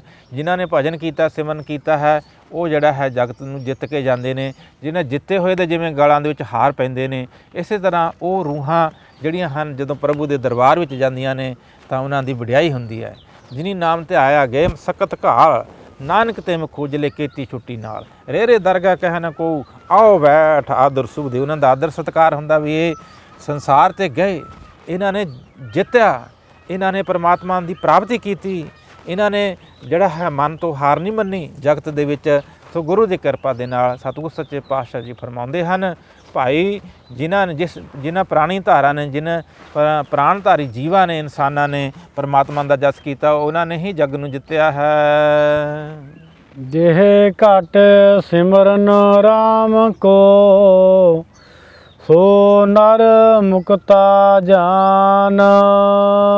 ਸਤਿਗੁਰੂ ਜੀ ਫਰਮਾਨ ਕਰਦੇ ਹਨ, ਹੇ ਭਾਈ, ਹੇ ਸਿੱਖੋ, ਹੇ ਸੰਗਤ ਜੀ, ਜਿਨ੍ਹਾਂ ਦੇ ਹਿਰਦੇ ਦੇ ਵਿੱਚ ਪਰਮਾਤਮਾ ਦਾ ਨਾਮ ਹੈ, ਜੇ ਘਟ ਸਿਮਰਨ ਰਾਮ ਕੋ, ਸੋ ਨਰ ਮੁਕਤਾ ਜਾਨ, ਉਹਨਾਂ ਨੂੰ ਮੁਕਤ ਜਾਣੋ। ਜਿਨ੍ਹਾਂ ਦੇ ਹਿਰਦੇ ਦੇ ਵਿੱਚ ਹੋਰ ਕੁਝ ਨਹੀਂ ਚੱਲਦਾ ਹੈ, ਪਰਮੇਸ਼ਰ ਦਾ ਨਾਮ ਚੱਲਦਾ ਹੈ, ਪਰਮੇਸ਼ਰ ਦਾ ਨਾਮ ਵਸਿਆ ਹੋਇਆ ਹੈ। ਜਿਨ੍ਹਾਂ ਦੇ ਹਿਰਦੇ ਵਿੱਚ ਘਟ ਅੰਤਸ਼ਕਰਨ ਦੇ ਵਿੱਚ ਹਿਰਦੇ 'ਚ ਪਰਮਾਤਮਾ ਦਾ ਨਾਮ ਹੈ, ਉਹ ਮੁਕਤ ਹਨ, ਉਹ ਮੁਕਤ ਹੋ ਗਏ ਹਨ। ਤੇਹ ਨਰ ਹਰ ਅੰਤਰ ਨਹੀਂ, ਨਾਨਕ ਸਾਚੀ ਮਾਨ। ਗੁਰਦੇਵ ਕਹਿੰਦੇ ਹਨ, ਹੇ ਭਾਈ, ਇਹ ਗੱਲ ਸੱਚੀ ਮੰਨੋ, ਇਹ ਸੱਚੀ ਜਾਣੋ, ਉਹਨਾਂ ਦੇ ਵਿੱਚ ਤੇ ਹਰੀ ਦੇ ਵਿੱਚ ਕੋਈ ਅੰਤਰ ਨਹੀਂ ਹੈ। ਤੇਹ ਨਰ ਹਰ ਅੰਤਰ ਨਹੀਂ, ਉਸ ਇਨਸਾਨ ਦੇ ਵਿੱਚ ਜਿਹਦੇ ਹਿਰਦੇ ਵਿੱਚ ਪਰਮਾਤਮਾ ਦਾ ਨਾਮ ਹੈ ਅਤੇ ਹਰੀ ਵਿੱਚ ਕੋਈ ਅੰਤਰ ਨਹੀਂ ਹੈ, ਫਰਕ ਨਹੀਂ ਹੈ। ਰੱਬ ਦੇ ਪਿਆਰਿਆਂ ਵਿੱਚ ਰੱਬ ਦੇ ਬੰਦਿਆਂ ਨੂੰ ਰੱਬ ਜਾਣੀਏ, ਰੱਬ ਦਿਆਂ ਬੰਦਿਆਂ ਨੂੰ ਰੱਬ ਜਾਣੀਏ। ਸੋ ਉਹਨਾਂ ਦੇ ਵਿੱਚ ਕੋਈ ਫਰਕ ਨਹੀਂ। ਹਰ ਹਰ ਜਨ ਦੁਈ ਏਕ ਹੈ, ਹਰ ਕਾ ਸੇਵਕ ਸੋ ਹਰ ਜਿਹਾ। ਭੇਦ ਨਾ ਜਾਣੋ ਮਾਨਸ ਦੇ, ਉਹਨਾਂ ਨੂੰ ਆਮ ਇਨਸਾਨ ਨਾ ਸਮਝੋ। ਆਪਣੇ ਵਰਗੇ ਜਿਹੜੇ ਰੱਬ ਦੇ ਪਿਆਰੇ ਨੇ, ਜਿਨ੍ਹਾਂ ਦੇ ਹਿਰਦੇ ਵਿੱਚ ਪਰਮਾਤਮਾ ਦਾ ਨਾਮ ਬਖਸ਼ ਚੱਲਦਾ ਹੈ ਅਤੇ ਉਹ ਪਰਮਾਤਮਾ ਦੇ ਰੂਪ ਹੋ ਗਏ। ਭੁੱਲ ਕੇ ਵੀ ਪਰਮਾਤਮਾ ਦੇ ਪਿਆਰੇ ਜਿਹੜੇ ਹਨ, ਉਹਨਾਂ ਦੀ ਨਿੰਦਿਆ ਨਾ ਕਰੋ। ਹਰੀ ਦੇ ਵਿੱਚ ਜੇ ਤੁਸੀਂ ਹਰੀ ਨੂੰ ਹਰੀ ਦੇ ਕਹਿੰਦੇ ਹੋ, ਗੁਰੂ ਦੇ ਆਪਣੇ ਆਪ ਨੂੰ ਕਹਿੰਦੇ ਹੋ, ਗੁਰੂ ਨੂੰ ਪਰਮਾਤਮਾ ਨੂੰ ਖੁਸ਼ ਕਰਨਾ ਚਾਹੁੰਦੇ ਹੋ, ਦੂਜੇ ਪਾਸੇ ਰੱਬ ਦੇ ਪਿਆਰਿਆਂ ਦੀ ਨਿੰਦਿਆ ਕਰਦੇ ਹੋ, ਹਰੀ ਦਾ ਨਾਮ ਜਪਣ ਵਾਲਿਆਂ ਦੀ ਨਿੰਦਿਆ ਕਰਦੇ ਹੋ, ਉਹਨਾਂ ਨੂੰ ਜਿਹੜਾ ਹੈਗਾ ਉਹਨਾਂ ਨੂੰ ਸਤਾਉਂਦੇ ਹੋ, ਉਹਨਾਂ ਨੂੰ ਦੁੱਖ ਦਿੰਦੇ ਹੋ, ਤਾਂ ਪਰਮਾਤਮਾ ਗੁਰੂ ਕਦੇ ਖੁਸ਼ ਨਹੀਂ ਹੋ ਸਕਦਾ। ਸੰਤਨ ਦੁੱਖ ਪਾਏ ਤੇ ਦੁਖੀ, ਸੁਖ ਪਾਏ ਸਾਧਨ ਕੇ ਸੁਖੀ। ਇਸ ਕਰਕੇ ਉਹਨਾਂ ਦੇ ਵਿੱਚ ਹਰੀ ਤੇ ਹਰੀ ਦੇ ਪਿਆਰੇ ਵਿੱਚ ਅੰਤਰ ਨਾ ਸਮਝੋ ਕਦੇ ਵੀ। ਏਕ ਭਗਤ ਭਗਵਾਨ, ਜਿਹ ਪ੍ਰਾਨੀ ਕੈ ਨਾਹਿ ਮਨ। ਗੁਰਦੇਵ ਬਖਸ਼ਿਸ਼ ਕਰਦੇ ਹਨ, ਭਾਈ, ਜਿਹੜੀ ਇੱਕ ਹਰੀ ਦੀ ਭਗਤੀ ਹੈ, ਪਰਮਾਤਮਾ ਦੀ ਭਗਤੀ ਹੈ। ਏਕ ਭਗਤ ਭਗਵਾਨ, ਜਿਹ ਪ੍ਰਾਨੀ ਕੈ ਨਾਹਿ ਮਨ। ਜਿਸ ਪ੍ਰਾਣੀ ਦੇ ਹਿਰਦੇ ਵਿੱਚ ਹੈ ਹੀ ਨਹੀਂ ਭਗਤੀ ਦਾ ਪਿਆਰ, ਨਹੀਂ ਭਗਤੀ ਕਰਦਾ, ਨਹੀਂ ਭਗਤੀ ਦੀ ਲਗਨ, ਨਹੀਂ ਸ਼ਰਧਾ ਨਹੀਂ ਹੈ, ਮਨ ਦੇ ਵਿੱਚ ਭਗਤੀ ਦਾ ਪਿਆਰ ਨਹੀਂ, ਭਗਤੀ ਉਹ ਨਹੀਂ ਕਰਦਾ ਜੋ ਇਨਸਾਨ। ਜੈਸੇ ਸੂਕਰ ਸੁਆਨ, ਨਾਨਕ ਮਨ ਤਾਹੇ ਤਨ। ਉਹਦੇ ਮਨੁੱਖੇ ਜਨਮ ਦਾ ਕਿਆ ਫਾਇਦਾ ਹੈ? ਉਹਦੇ ਮਨੁੱਖਾ ਸਰੀਰ ਦੇ ਵਿੱਚ, ਉਸ ਇਨਸਾਨ ਦੇ ਵਿੱਚ, ਜਾਂ ਇੱਕ ਕੁੱਤੇ ਦੇ ਵਿੱਚ, ਜਾਂ ਇੱਕ ਸੂਰ ਦੇ ਵਿੱਚ ਕੋਈ ਅੰਤਰ ਨਹੀਂ ਹੈ। ਕਿਉਂਕਿ ਕੁੱਤਾ ਵੀ ਉਹ ਭੈੜੇ ਕੰਮ ਨਹੀਂ ਕਰਦਾ ਜੋ ਫਿਰ ਉਹ ਇਨਸਾਨ ਕਰਦਾ, ਕਿਉਂਕਿ ਕੁੱਤਾ ਨਾ ਨਿੰਦਿਆ ਕਰਦਾ, ਸੂਰ ਨਾ ਨਿੰਦਿਆ ਕਰਦਾ ਹੈ, ਅਤੇ ਉਹਨਾਂ ਨਾਲ ਵੀ ਭੈੜਾ ਹੈ ਉਹ। ਅਤੇ ਜਿਹੜਾ ਉਹ ਇਨਸਾਨ ਹੈ ਠੱਗੀਆਂ ਠੋਰੀਆਂ ਕਰਦਾ ਹੈ, ਨਾ ਤਾਂ ਕੁੱਤਾ ਜਿਹੜਾ ਸੂਕਰ ਪਰਾਇਆ ਹੱਕ ਮਾਰਦਾ, ਨਾ ਨਿੰਦਿਆ ਕਰਦਾ, ਉਹ ਤਾਂ ਬਸ ਵੈਸੇ ਜਿਉਂਦੇ ਨੇ, ਖਾ ਲਿਆ ਪੀ ਲਿਆ, ਇੰਨੀ ਕੁ ਉਹਨਾਂ ਦੀ ਜ਼ਿੰਦਗੀ ਹੈ। ਅਤੇ ਜਿਹੜਾ ਪਰਮਾਤਮਾ ਦੀ ਭਗਤੀ ਉਹਨੇ ਕੀਤੀ ਮਨੁੱਖਾ ਜਨਮ ਧਾਰ ਕੇ, ਉਹ ਬਸ ਉਹ ਸਰੀਰ ਦੇ ਵਿੱਚ ਇਹ ਨਾ ਸਮਝੋ ਇਹ ਇਨਸਾਨ ਹੈ, ਉਹ ਤਾਂ ਇੱਕ ਕੁੱਤੇ ਦੇ ਸਮਾਨ ਹੀ ਹੈ, ਕੁੱਤੇ ਤੋਂ ਵੀ ਭੈੜਾ, ਸੂਰ ਦੇ ਸਮਾਨ ਹੀ ਹੈ ਭਾਈ। ਜਿਹੇ ਜੀ ਦੇਹੀ ਧਾਰੀ, ਜਿਹੇ ਜੀ ਨਾ ਧਾਰੀ, ਜਿਹੋ ਜਿਹਾ ਮਨੁੱਖਾ, ਕਿਉਂਕਿ ਮਨੁੱਖਾ ਜਨਮ ਇਸੇ ਵਾਸਤੇ ਮਿਲਿਆ, ਗੁਰਸੇਵਾ ਤੇ ਭਗਤ ਕਮਾਈ ਤਾਵੇ ਮਾਨਸ ਦੇਹੀ ਪਾਈ, ਕਿ ਮਨੁੱਖਾ ਦੇ ਇਸੇ ਕਰਕੇ ਮਿਲੀ ਹੈ ਕਿ ਆਪਣਾ ਪਰਮਾਤਮਾ ਦਾ ਨਾਮ ਜਪਿਆ, ਸੇਵਾ ਸੇਵਨ ਕੀਤਾ ਜਾਵੇ ਅਤੇ ਪਰਮਾਤਮਾ 'ਚ ਮਿਲਿਆ ਜਾਵੇ। ਉਹ ਕੰਮ ਜਿਹੜਾ ਹੈ ਕੀਤਾ ਨਹੀਂ ਹੈ। ਉਸ ਨੇ ਤਾਂ ਮਹਾਮੂਰਖਤਾ ਕਰਕੇ ਇਨਸਾਨ ਨੇ ਆਪਣੇ ਪੁੰਨ ਵੀ ਗਵਾ ਲਏ, ਆਪਣੀ ਸਵਾਸਾਂ ਦੀ ਪੂੰਜੀ ਗਵਾ ਲਈ, ਅਤੇ ਉਸ ਨੇ ਜਿਹੜਾ ਹੈ ਮਨੁੱਖਾ ਜਨਮ ਅਮੋਲਕ ਗਵਾ ਲਿਆ, ਜਿਸ ਨੂੰ ਦੇਵਤੇ ਵੀ ਤਰਸਦੇ ਨੇ।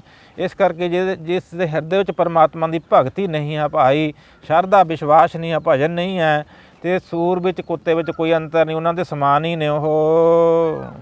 ਸੁਆਮੀ ਕੋ ਗ੍ਰਹਿ ਜਿਉ ਸਦਾ, ਸੁਆਨ ਤਜਤ ਨਹੀਂ ਨਿਤ। ਕੂਕਰ ਵੀ ਹੈ ਜੋ ਉਹ ਕੁੱਤੇ ਡੌਗ ਦਾ ਨਾਮ ਹੈ, ਸਵਾਨ ਵੀ ਜਿਹੜਾ ਹੈ ਡੌਗ ਕੁੱਤੇ ਦਾ ਨਾਮ ਹੈ। ਗੁਰੂ ਗੁਰਦੇਵ ਕਹਿੰਦੇ ਨੇ ਭਾਈ ਪਰਮਾਤਮਾ ਦੀ ਭਗਤੀ ਇਸ ਤਰ੍ਹਾਂ ਪਰਮੇਸ਼ਰ ਦੀ ਕਰੋ। ਸੁਆਮੀ ਕੋ ਗ੍ਰਹਿ ਜਿਉ ਸਦਾ, ਸਵਾਨ ਤਜਤ ਨਹੀਂ ਨਿਤ। ਜਿਵੇਂ ਇੱਕ ਸਵਾਨ ਕੁੱਤਾ ਆਪਣੇ ਮਾਲਕ ਦਾ ਘਰ ਨਹੀਂ ਛੱਡਦਾ, ਉਹਦਾ ਦਰ ਨਹੀਂ ਛੱਡਦਾ, ਦਰ 'ਤੇ ਬੈਠਦਾ ਹੈ, ਰਾਖੀ ਕਰਦਾ ਹੈ, ਰਾਤ ਨੂੰ ਵੀ ਰਾਖੀ ਕਰਦਾ ਹੈ, ਅਤੇ ਮਾਲਕ ਦੇ ਇਸ਼ਾਰੇ ਮੁਤਾਬਕ ਚੱਲਦਾ ਹੈ। ਜੋ ਮਾਲਕ ਰੁੱਖੀ ਸੁੱਕੀ ਦੇ ਦਿੰਦਾ ਉਸ ਤਰ੍ਹਾਂ ਹੀ ਚੱਲਦਾ ਹੈ, ਉਹਦਾ ਜਿਹੜਾ ਦਰ ਨਹੀਂ ਛੱਡਦਾ। ਹੇ ਭਾਈ ਇਸ ਤਰ੍ਹਾਂ ਜਿਹੜਾ ਆਪਣੇ ਗੁਰੂ ਦਾ ਦਰ ਨਾ ਕਦੇ ਛੱਡੋ, ਆਪਣੇ ਮਾਲਕ ਦਾ ਦਰ ਨਾ ਕਦੇ ਛੱਡੋ। ਸਵਾਮੀ ਕੋ ਗ੍ਰਹਿ ਜਿਉ ਸਦਾ, ਸਵਾਨ ਤਜਤ ਨਹੀਂ ਨਿਤ। ਜੇ ਕੁੱਤੇ ਨੂੰ ਦੂਰ ਵੀ ਛੱਡ ਆਓ, 10 ਮੀਲ ਛੱਡ ਆਓ, ਕਿਤੇ ਪਕੜ ਕੇ ਛੱਡਿਆ, ਉਹ ਫਿਰ ਉੱਥੇ ਆ ਜਾਂਦਾ ਮਾਲਕ ਦੇ ਦਰ ਦੇ ਉੱਤੇ। ਅਤੇ ਇਸ ਕਰਕੇ ਮਾਲਕ ਦੇ ਨਾਲ ਪਿਆਰ ਕਰਦਾ ਹੈ। ਕਈ ਕੁੱਤੇ ਕਿੰਨੇ ਸਿਆਣੇ ਹੁੰਦੇ ਨੇ, ਮਾਲਕ ਪਿੱਛੇ ਜਾਨ ਹੀ ਕੁਰਬਾਨ ਕਰ ਦਿੰਦੇ ਨੇ, ਮਾਲਕ ਪਿੱਛੇ ਜਾਨ ਕੁਰਬਾਨ ਕਰ ਦਿੰਦੇ ਨੇ। ਸੋ ਇਸ ਕਰਕੇ ਤੂੰ ਆਪਣੇ ਮਾਲਕ ਪਿੱਛੇ, ਗੁਰੂ ਪਿੱਛੇ ਜਿਹੜਾ ਹੈ ਤੂੰ ਕੁਰਬਾਨ ਹੋ ਸਕੋ, ਅਤੇ ਤੂੰ ਉਸ ਦੇ ਦਰ 'ਤੇ ਬੈਠ, ਕੁੱਤਾ ਬਣ ਕੇ, ਕੁੱਕਰ ਬਣ ਕੇ ਆਪਣੇ ਮਾਲਕ ਦੇ ਦਰ ਦੇ ਉੱਤੇ ਬੈਠ, ਅਤੇ ਸੇਵਾ ਕਰ ਆਪਣੇ ਮਾਲਕ ਦੀ, ਮਾਲਕ ਨੂੰ ਖੁਸ਼ ਕਰ। ਗੁਰਦੇਵ ਕਹਿੰਦੇ ਨੇ ਸੁਆਮੀ ਕੋ ਗ੍ਰਹਿ ਜਿਉ ਸਦਾ, ਸਵਾਨ ਤਜਤ ਨਿਤ। ਜਿਵੇਂ ਕੁੱਤਾ ਜਿਹੜੇ ਆਪਣੇ ਮਾਲਕ ਦਾ ਦਰ ਨਹੀਂ ਛੱਡਦਾ ਕਦੇ। ਨਾਨਕ ਇਹ ਵਿਦ ਹਰ ਭਜੋ, ਇੱਕ ਮਨ ਹੋਏ ਇੱਕ ਚਿੱਤ। ਕੁੱਤੇ ਦਾ ਧਿਆਨ ਹਮੇਸ਼ਾ ਆਪਣੇ ਮਾਲਕ 'ਚ ਹੀ ਰਹਿੰਦਾ। ਮਾਲਕ ਚਲਿਆ ਗਿਆ, ਮਾਲਕ ਆਵੇਗਾ, ਮਾਲਕ ਦੀ ਉਡੀਕ ਕਰਦਾ ਹੈ। ਅਤੇ ਇਸ ਤਰ੍ਹਾਂ ਤੂੰ ਜਿਹੜਾ ਹੈਗਾ ਪ੍ਰਭੂ ਮਾਲਕ ਹੈ, ਸਤਿਗੁਰੂ ਮਾਲਕ ਨੇ, ਗੁਰੂ ਮਾਲਕ ਹੈ, ਉਸ ਨੂੰ ਆਪਣੇ ਮਨ ਦੇ ਵਿੱਚ ਵਸਾ। ਸੁਆਮੀ ਕੋ ਗ੍ਰਹਿ ਜਿਉ ਸਦਾ, ਸਵਾਨ ਤਜਤ ਨਹੀਂ ਨਿਤ। ਨਾਨਕ ਇਹ ਵਿਦ ਹਰ ਭਜੋ, ਇੱਕ ਮਨ ਹੋਏ ਇੱਕ ਚਿੱਤ। ਅਤੇ ਇੱਕ ਮਨ ਇੱਕ ਚਿੱਤ ਹੋ ਕੇ ਇਸ ਤਰ੍ਹਾਂ ਆਪਣੇ ਮਾਲਕ ਨੂੰ ਯਾਦ ਕਰੋ, ਪਰਮੇਸ਼ਰ ਨੂੰ ਯਾਦ ਕਰੋ, ਪਰਮਾਤਮਾ ਨੂੰ ਯਾਦ ਕਰੋ ਜਿਸ ਨੇ ਜਨਮ ਦਿੱਤਾ ਹੈ। ਗੁਰੂ ਜਿਹੜਾ ਸਾਰੇ ਕਾਰਜ ਸਵਾਰਦਾ, ਜਿਹਨੇ ਲੋਕ ਪਰਲੋਕ 'ਚ ਸਹਾਇਤਾ ਕਰਨੀ ਹੈ, ਜਿਹੜਾ ਰੋਜ਼ੀ ਦਿੰਦਾ ਹੈ, ਉਹਦਾ, ਉਸ ਮਾਲਕ ਦਾ ਤੂੰ ਵਫਾਦਾਰ ਬਣ। ਨਹੀਂ ਤਾਂ ਤੇਰੇ ਨਾਲ ਕੁੱਤਾ ਚੰਗਾ, ਜੇ ਤੂੰ ਆਪਣੇ ਮਾਲਕ ਦਾ ਵਫਾਦਾਰ ਨਹੀਂ ਹੈ ਕਿ ਤਾਂ ਕੁੱਤਾ ਘੋੜਾ ਚੰਗਾ ਹੈ। ਉਹ ਆਪਣੇ ਮਾਲਕ ਦਾ ਵਫਾਦਾਰ ਹੁੰਦਾ, ਆਪਣੇ ਮਾਲਕ ਵਾਸਤੇ ਜਾਨ ਵੀ ਦੇ ਦਿੰਦਾ ਹੈ। ਸੋ ਇਸ ਕਰਕੇ ਜਿਹੜਾ ਵਫਾਦਾਰ ਨਹੀਂ ਹੈ ਆਪਣੇ ਮਾਲਕ ਦਾ, ਉਹ ਕਾਹਦਾ ਇਨਸਾਨ ਹੈ, ਕੁੱਤੇ ਨਾਲੋਂ ਵੀ ਭੈੜਾ ਹੈ। ਗੁਰਦੇਵ ਕਹਿੰਦੇ ਭਾਈ ਆਪਣੇ ਮਾਲਕ ਨੂੰ ਚੇਤੇ ਕਰੋ, ਪਰਮਾਤਮਾ ਨੂੰ, ਗੁਰੂ ਨੂੰ। ਅਤੇ ਨਾਨਕ ਇਹ ਵਿਦ ਹਰ ਭਜੋ, ਇੱਕ ਮਨ ਹੋਏ ਚਿੱਤ। ਇੱਕ ਮਨ ਇੱਕ ਚਿੱਤ ਹੋ ਕੇ, ਉਹ ਕੁੱਤੇ ਦੇ ਮਨ ਦੇ ਵਿੱਚ ਹੋਰ ਦੂਸਰਾ ਨਹੀਂ ਹੈ, ਉਹ ਆਪਣੇ ਮਾਲਕ ਨਾਲ ਹੀ ਪਿਆਰ ਕਰਦਾ। ਦੂਸਰਾ ਬੰਦਾ ਆ ਬੜੇ ਸਗੋਂ ਉਸ ਨੂੰ ਜਿਹੜਾ ਹੈਗਾ ਦੜਾ ਦਿੰਦਾ, ਉੱਥੋਂ ਭਜਾ ਦਿੰਦਾ ਕਿ ਮੇਰੇ ਮਾਲਕ ਦਾ ਕੋਈ ਚੱਕਣ ਤਾਂ ਨਹੀਂ ਆਇਆ, ਇਹ ਕਿਤੇ ਕੋਈ ਮੇਰੇ ਮਾਲਕ ਦੀ ਕੋਈ ਚੀਜ਼ ਤਾਂ ਨਹੀਂ ਚੱਕ ਕੇ ਲੈ ਜਾਵੇਗਾ। ਉਹਦੇ ਮਨ ਵਿੱਚ ਸਿਰਫ ਮਾਲਕ ਦੇ ਪ੍ਰਤੀ ਪਿਆਰ ਹੁੰਦਾ, ਦੂਜਿਆਂ ਦਾ ਨਹੀਂ ਉਹ ਕਰਦਾ ਹੈ। ਜਿਹੜਾ ਵਫਾਦਾਰ ਕੁੱਤਾ ਹੁੰਦਾ, ਸਹੀ ਕੁੱਤਾ ਹੁੰਦਾ ਹੈ, ਅਤੇ ਹੋਰ ਕਿਸੇ ਲੋਭ ਲਾਲਚ ਦੇ ਵਿੱਚ ਨਹੀਂ ਫਸਦਾ। ਸੋ ਇਸ ਤਰ੍ਹਾਂ ਦਾ ਤੂੰ ਜਿਹੜਾ ਹੈ ਮਾਲਕ ਦਾ ਕੁੱਤਾ ਬਣ ਭਾਈ, ਕੁੱਕਰ ਬਣ, ਅਤੇ ਇਸ ਤਰ੍ਹਾਂ ਦਾ ਵਫਾਦਾਰ ਬਣ। ਇਸ ਤਰ੍ਹਾਂ ਆਪਣੇ ਮਾਲਕ ਨੂੰ, ਪਰਮਾਤਮਾ ਨੂੰ, ਗੁਰੂ ਨੂੰ ਮਨ ਵਿੱਚ ਵਸਾ ਲੈ। ਤੀਰਥ ਵਰਤ ਅਰ ਦਾਨ ਕਰ, ਮਨ ਮੈਂ ਤਰੈ ਗੁਮਾਨ। ਹੁਣ ਗੁਰਦੇਵ ਜਿਹੜੇ ਧਰਮੀ ਲੋਕ ਅਖਵਾਉਂਦੇ ਨੇ ਉਹਨਾਂ ਦੇ ਵੀ ਉਹਨਾਂ 'ਤੇ ਵੀ ਕਿਰਪਾ ਕਰ ਰਹੇ ਨੇ, ਉਹਨਾਂ ਨੂੰ ਵੀ ਸਿੱਧਾ ਰਸਤਾ ਦਿਖਾ ਰਹੇ ਨੇ, ਉਹਨਾਂ ਦਾ ਵੀ ਮਾਣ ਜਿਹੜਾ ਹੈ ਦੂਰ ਕਰ ਰਹੇ ਨੇ। ਗੁਰਦੇਵ ਕਹਿੰਦੇ ਨੇ ਤੀਰਥ ਵਰਤ ਅਰਦਾਨ ਕਰ ਮਨ ਮੈਂ ਧਰਾ ਗੁਮਾਨ। ਵੀ ਤੀਰਥਾਂ 'ਤੇ ਜਾ ਕੇ ਵਰਤ ਰੱਖ ਕੇ ਦਾਨ ਪੁੰਨ ਕਰਕੇ ਫਿਰ ਇਹ ਮਾਣ ਧਾਰਨ ਕਰ ਲਿਆ ਇਸ ਨੇ ਕਿ ਮੈਂ ਵੱਡੇ ਤੀਰਥਾਂ 'ਤੇ ਗਿਆ, ਮੈਂ ਬੜੇ ਚੰਗੇ ਕੰਮ ਕੀਤੇ, ਮੈਂ ਵਰਤ ਰੱਖੇ, ਮੈਂ ਦਾਨ ਕੀਤੇ, ਮੈਂ ਬੜਾ ਦਾਨੀ ਹੋ ਗਿਆ। ਹਉਮੈ ਦੀ ਬਿਮਾਰੀ ਤਾਂ ਦੂਰ ਕਰਨੀ ਹੈ ਜਿਹੜੀ ਪਰਮਾਤਮਾ ਦੇ ਮਿਲਣ ਵਿੱਚ ਵਿਘਨਕਾਰੀ ਹੈ। ਜੇ ਫਿਰ ਚੰਗੇ ਕੰਮਾਂ ਦਾ ਵੀ ਜਿਹੜਾ ਮਾਣ ਕਰ ਲਿਆ ਉਹ ਵੀ ਜਿਹੜਾ ਹੈ ਮਾੜਾ ਹੈ। ਮਾਣ ਨਹੀਂ ਕਰਨਾ। ਤੀਰਥ ਵਰਤ ਦਾਨ ਕਰ ਮਨ ਮੈਂ ਧਰਾ ਗੁਮਾਨ। ਮਨ ਵਿੱਚ ਦੇਖੋ ਮਾਣ ਧਾਰਨ ਕਰ ਲੈਂਦਾ ਇਨਸਾਨ, ਗੁਮਾਨ ਕਰ ਲੈਂਦਾ, ਕਿਸੇ ਦੀ ਮੂਰਖਤਾ ਕਰਦਾ ਹੈ ਇਹ। ਨਾਨਕ ਨਿਹ ਫਲ ਜਾਤ ਤਿਹ ਜਿਉ ਕੁੰਚਰ ਇਸਨਾਨ। ਮਾਲਕ ਨੂੰ ਹੰਕਾਰੀ ਬੰਦਾ ਚੰਗਾ ਨਹੀਂ ਲੱਗਦਾ, ਪਰਮਾਤਮਾ ਨੂੰ ਹਰਜੂ ਅਹੰਕਾਰ ਨਾ ਭਾਵੇ ਵੇਦ ਕੂਕ ਸੁਣਾਵੇ। ਸੋ ਇਸ ਕਰਕੇ ਅਸੀਂ ਕੋਈ ਚੰਗਾ ਕਰਮ ਕਰਕੇ ਵੀ ਮਾਣ ਨਹੀਂ ਕਰਨਾ। ਤੀਰਥ ਵਰਤ ਅਰਦਾਨ ਕਰ ਮਨ ਮੈਂ ਧਰਾ ਗੁਮਾਨ। ਹੰਕਾਰ ਧਾਰਨ ਕਰ ਲਿਆ। ਨਾਨਕ ਨੇ ਫਲ ਜਾਤ ਤੇ ਜਿਉਂ ਕੁੰਚਰ ਇਸ਼ਨਾਨ। ਕੁੰਚਰ ਨਾਮ ਹਾਥੀ ਦਾ, ਜਿਵੇਂ ਹਾਥੀ ਨਹਾ ਕੇ ਇਸ਼ਨਾਨ ਕਰਕੇ ਹੋਰ ਮਿੱਟੀ ਪਾ ਲੈਂਦਾ, ਪਹਿਲਾਂ ਨਾਲੋਂ ਵੀ ਵੱਧ ਲਿਬੜ ਜਾਂਦਾ ਹੈ। ਸੋ ਇਸ ਤਰ੍ਹਾਂ ਇਹ ਬੰਦਾ ਜਿਹੜਾ ਥੋੜ੍ਹਾ ਬਹੁਤਾ ਚੰਗੇ ਕੰਮ ਕਰਕੇ ਫਿਰ ਹੋਰ ਮਾਣ ਧਾਰਨ ਕਰ ਲਿਆ, ਜਿਹਨੇ ਹੰਕਾਰ ਧਾਰਨ ਕਰ ਲਿਆ, ਜਿਹੜਾ ਹੈ ਉਹ ਪਰਮਾਤਮਾ ਉਹਨਾਂ 'ਤੇ ਖੁਸ਼ ਨਹੀਂ ਹੁੰਦਾ। ਉਹਨਾਂ ਦੇ ਵਿਅਰਥ ਚਲੇ ਜਾਂਦੇ ਹਨ ਬਈ ਉਹ ਚੰਗੇ ਕੰਮ ਵੀ ਕੀਤੇ ਹੋਏ, ਕਿਉਂਕਿ ਹੰਕਾਰ ਦੀ ਬਿਮਾਰੀ ਹੋਰ ਚਿੰਬੜ ਗਈ। ਇਹਨੇ ਤਾਂ ਹੋਰ ਮਾਣ ਧਾਰਨ ਕਰ ਲਿਆ ਵੀ ਮੈਂ ਵੱਡਾ ਬਣ ਗਿਆ, ਵੱਡਾ ਧਰਮੀ ਬਣ ਗਿਆ, ਮੈਂ ਵੱਡੇ ਕਰਮ ਕੀਤੇ। ਨਹੀਂ ਬਈ, ਮਾਣ ਨੂੰ ਗਵਾਉਣਾ ਹੈ, ਨਿਮਰਤਾ ਧਾਰਨ ਕਰਨੀ ਹੈ, ਨਿਰਮਾਨਤਾ ਧਾਰਨ ਕਰਨੀ ਹੈ, ਨਹੀਂ ਤਾਂ ਸਾਰਾ ਕੁਝ ਵਿਅਰਥ ਚਲੇ ਜਾਂਦਾ। ਨਾਨਕ ਨੇ ਫਲ ਜਾਤ ਦੇ ਜਿਉਂ ਕੁੰਚਰ ਇਸ਼ਨਾਨ। ਜਿਵੇਂ ਹਾਥੀ ਦਾ ਨਹਾਉਣ ਵਿਅਰਥ ਚਲਿਆ ਜਾਂਦਾ, ਕਿਉਂਕਿ ਵੱਧ ਮਿੱਟੀ ਪਾ ਲੈਂਦਾ, ਹੋਰ ਉਹ ਜ਼ਿਆਦਾ ਲਿਬੜ ਜਾਂਦਾ ਹੈ। ਜੇ ਹੰਕਾਰ ਧਾਰਨ ਕਰਾਂਗੇ ਇਹ ਤਾਂ ਹੋਰ ਬਿਮਾਰੀ ਜਿਹੜੀ ਜ਼ਿਆਦਾ ਲੱਗ ਜੇ। ਇਹੀ ਤਾਂ ਦੁੱਖ ਦਾ ਜਨਮ ਮਰਨ ਦਾ ਕਾਰਨ ਹੈ, ਜਿਹੜੀ ਹਉਮੈ ਹੈ, ਗੁਮਾਨ ਹੈ। ਸਿਰ ਕੰਪਿਓ ਪਗ ਡਗਮਗੇ ਨੈਣ ਜੋਤ ਤੇ ਹੀਨਾ।